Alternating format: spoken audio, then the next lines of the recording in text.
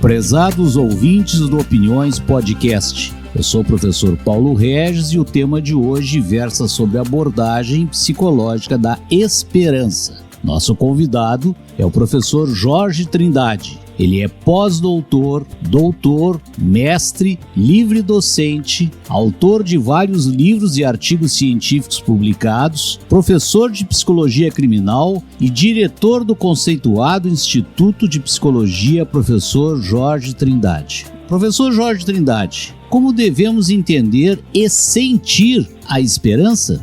A esperança é uma das emoções mais fundamentais do ser humano. Além do que, ela também constitui uma das virtudes teológicas.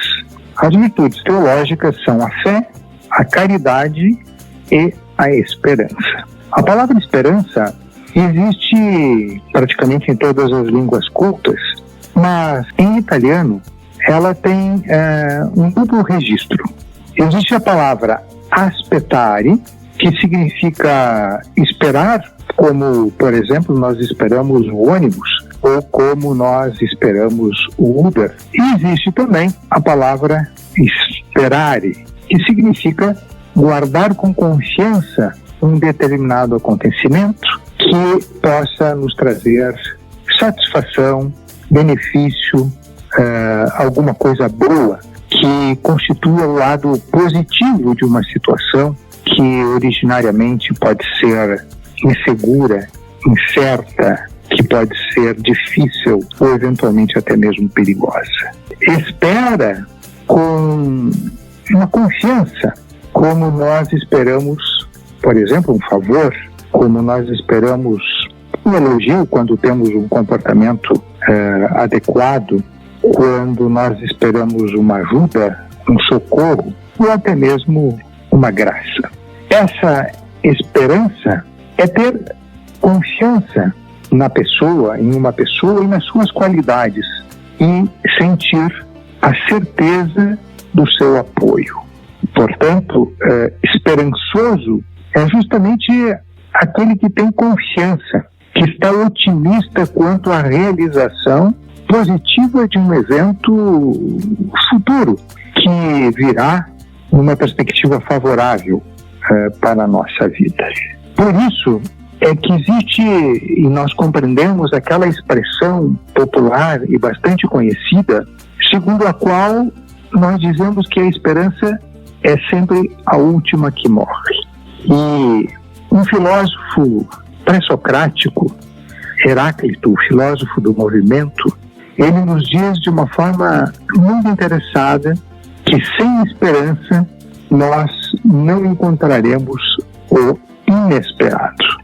Vejam bem que não é o esperado, porque se for esperado, então é a mesma esperança de quem está no ponto do ônibus, aguardando a chegada do ônibus.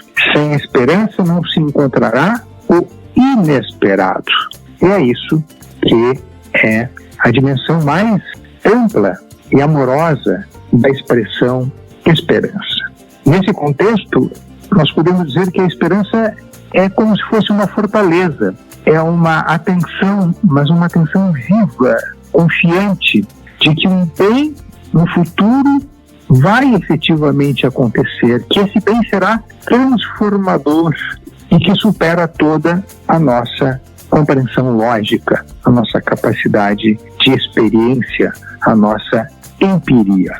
Um filósofo brasileiro bastante conhecido, Cortella, vai chamar a atenção quando ele nos diz que a coisa mais importante na vida, quando não temos nenhuma outra, é a esperança. Mas cuidado, essa esperança se conjuga também através do verbo esperançar. E o verbo é movimento, verbo é ação. Quando nós falamos em esperança, estamos convocando aquilo que existe dentro de nós para que entre em ação, para que transforme, para que nós consigamos ir atrás, buscar, não desistir, porque senão nós estaríamos apenas na dimensão mais pobre da palavra esperar, que não é a esperança.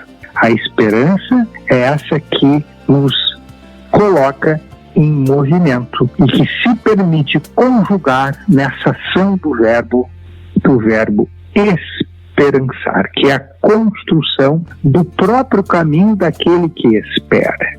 O poeta Paul Celan vai usar uma expressão também que me parece muito delicada quando ele diz que a esperança está no norte do futuro.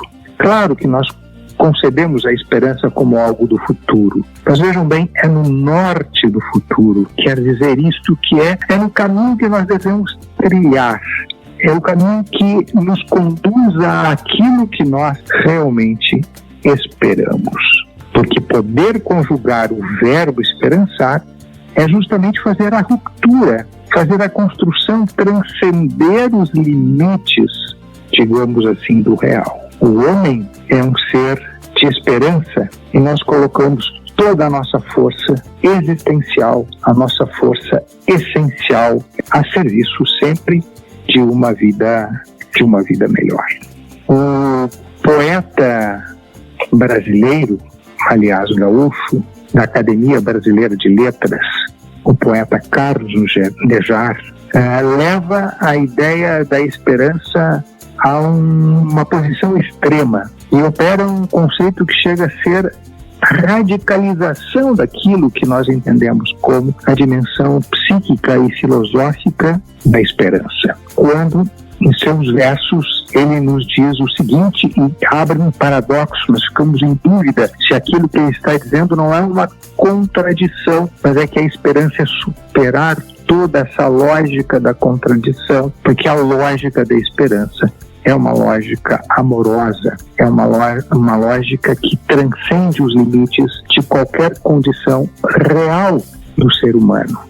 A esperança é essa construção ativa que nós colocamos no verbo esperançar.